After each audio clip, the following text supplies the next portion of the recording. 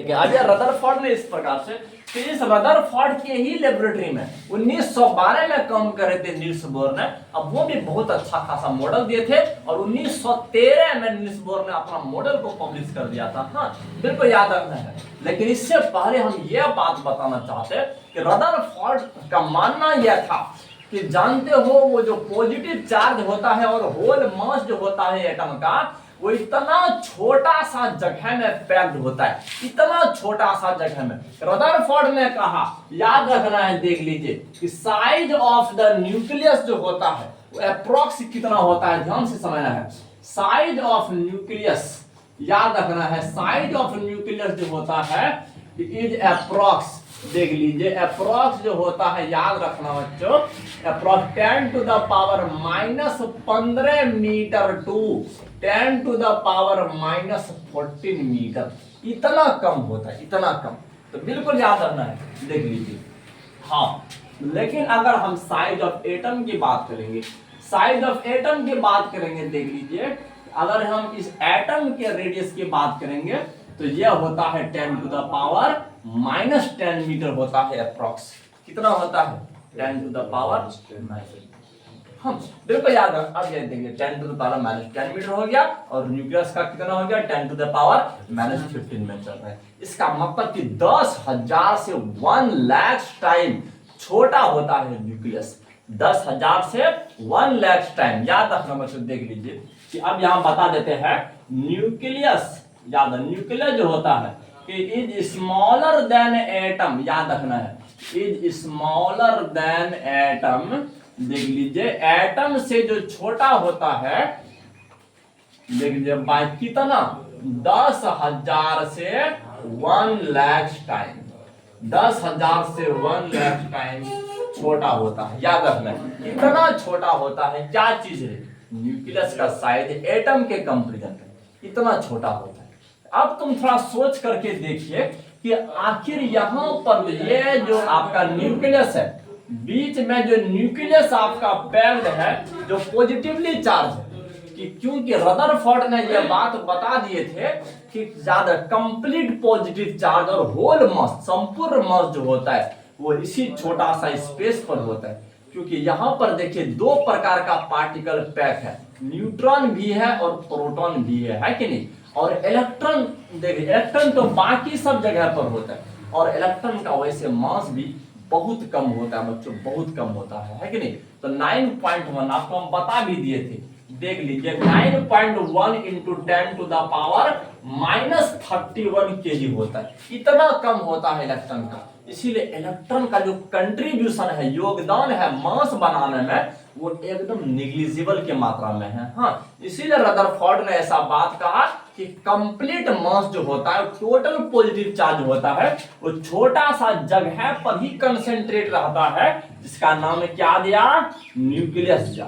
बिल्कुल का। और इलेक्ट्रॉन जो होते हैं इसी के चारों ओर चक्कर लगाते हैं, इसी के चारों ओर चक्कर लगाते हैं। देख लीजिए, हाँ अगर मान के चलो यहाँ पर अगर देख लीजिए, और हम ये भी बताए थे कि इलेक्ट्रॉन और आपका क्या कहते हैं प्रोटॉन पर जो चार्ज होता है अप्रॉक्स इक्वल और अपोजिट होता है कि नहीं? हाँ समझना कि आप क्या कहते हैं, प्रोटॉन को तुम ऐसे भी बोल सकते हो, इस प्रोटॉन को ऐसे भी बोल सकते हो, इलेक्ट्रॉन के टर्म में भी बोल सकते हो। हाँ बिल्कुल याद रखना है, सिर्फ प्लस और माइनस का डिफरेंस है, सिर्फ प्लस और माइनस का डिफरेंस है अगर हम बेसिकली बात करें तो। देखिए तो अब यहां समझना, मान के चलो न्यूक्लियस में तो बहुत ज्यादा नंबर में प्रोटॉन होगा कि नहीं? बहुत ज्यादा नंबर में होगा। अगर मान के चलो कि अगर यहाँ पर प्रोटॉन की संख्या Z है तो Z प्रोटॉन है, कितना प्रोटॉन है? Z प्रोटॉन है। अगर ये वाला इस इलेक्ट्रॉन पर जो रिपल्सन वाला फोर्स लगा रहा है, कौन सा फोर्स? रिपल्सन। अब यहाँ ध्यान दो क्या अट्रैक्शन वाला मतलब, क्योंकि अब पॉजिटिव चार्ज है और इलेक्ट्रॉन पर नेगेटिव चार्ज है। हाँ देखिए अब ये अट्रैक्शन वाला जो फोर्स लगा रहे हैं, यह फोर्स कितना होगा, कभी सोचे हो?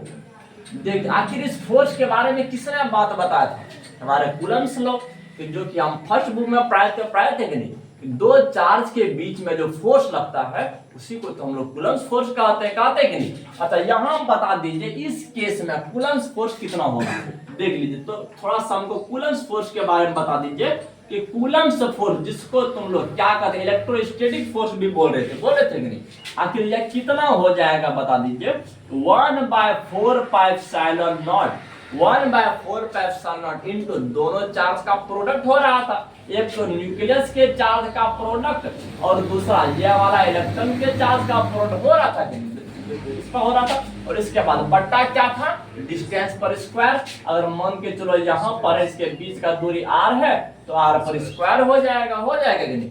बिल्कुल इस तरह से तुम लोग लिख सकते हो। हाँ बिल्कुल इस तरह से लिख सकते हो।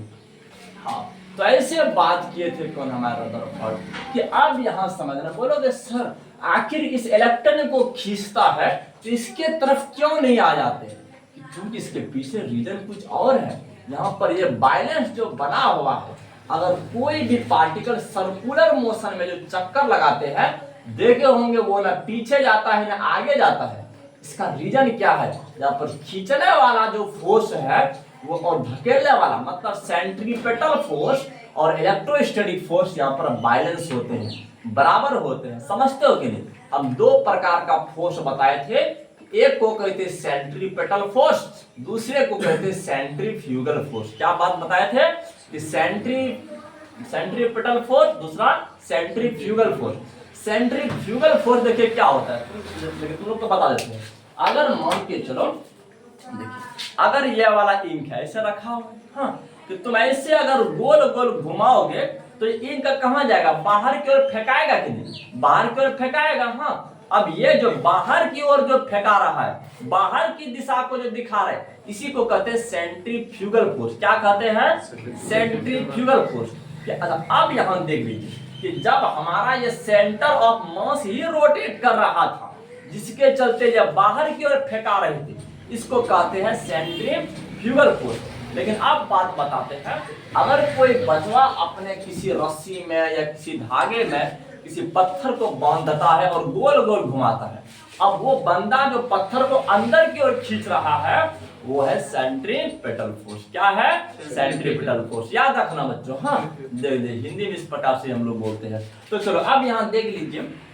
हाँ तो इतना लगेगा फोर्स, कितना लगेगा फोर्स, हर इलेक्ट्रॉन पर इतना ही फोर्स लगेगा उसके न्यूक्लियस के चलते, न्यूक्लियस के चलते। बिल्कुल याद रखना है। देख लीजिए अब चलो हम लोग अगला स्टेटमेंट की ओर बढ़ेंगे और दूसरा वाला बात, अब ये भी हम एक लाइन वाला बात बता देते हैं कि आखिर वो जो गोल्ड का जो न्यूक्लियस था वो इस अल्फा पार्टिकल जो कि हीलियम का पार्टिकल होता है, इसके न्यूक्लियस से 50 टाइम्स मोर हैवियर था, ज्यादा वजनदार था। क्या था, ज्यादा वजनदार था। कि अगर मतलब अगर टोटल पॉजिटिव चार्ज अगर क्या कहते हैं गोल्ड फॉइल के एटम का अगर मिल जाएगा तो सिर्फ उसी केस में अल्फा पार्टिकल डेविएट करने वाला था, नहीं तो नहीं करने वाला था। इस अल्फा पार्टिकल के पास भी बहुत ज्यादा एनर्जी थे, बताए थे अरे 5.5 मेगा इलेक्ट्रॉन वोल्ट था। बिल्कुल ये सब छोटा छोटा बात को याद रखना है। देख लीजिए यहाँ बता देते हैं कि न्यूक्लियस जो होता है, न्यूक्लियस देख लीजिए, न्यूक्लियस ऑफ गोल्ड एटम। देखिए इस गोल्ड के एटम क्या, गोल्ड फॉइल एटम लिख देते हैं, गोल्ड फॉइल एटम। देखिए सोने के पन्नी के एटम का जो न्यूक्लियस था कि इज 50 टाइम्स मोर हैवियर, ज्यादा वजनदार थे किसके तुलना में, then nucleus of alpha particle जो कि हीलियम का न्यूक्लियस होता है। हाँ देन देख लीजिए, then nucleus of alpha particle, alpha particle के न्यूक्लियस के कंपैरिजन में 50 टाइम्स मोर हैवियर था। और यह भी बात बता देते हैं अल्फा पार्टिकल क्या है, वो हीलियम का न्यूक्लियस होता है। कितना होता है, हीलियम का न्यूक्लियस होता है। याद रखना बच्चे। देख लीजिए अल्फा पार्टिकल जो होता है, देख लीजिए अल्फा पार्टिकल जो होता है कि इज हीलियम न्यूक्लियस। अब ये जो होता है एक हीलियम न्यूक्लियस होता है, यह जो होता है एक हीलियम न्यूक्लियस होता है। हम जब भी अल्फा पार्टिकल का चार्ज लिखेंगे तो वो याद रखना है 2e लिखेंगे, क्योंकि हाइड्रोजन हीलियम क्योंकि हाइड्रोजन के वो इसके कंपैरिजन की तरह दुगुना होता है नहीं, उसके न्यूक्लियस का चार्ज हम कितना लिखेंगे, 2e लिखेंगे। हाँ बिल्कुल ये सब बात को याद रखना बच्चों। चलो अगला टॉपिक में देखते हैं।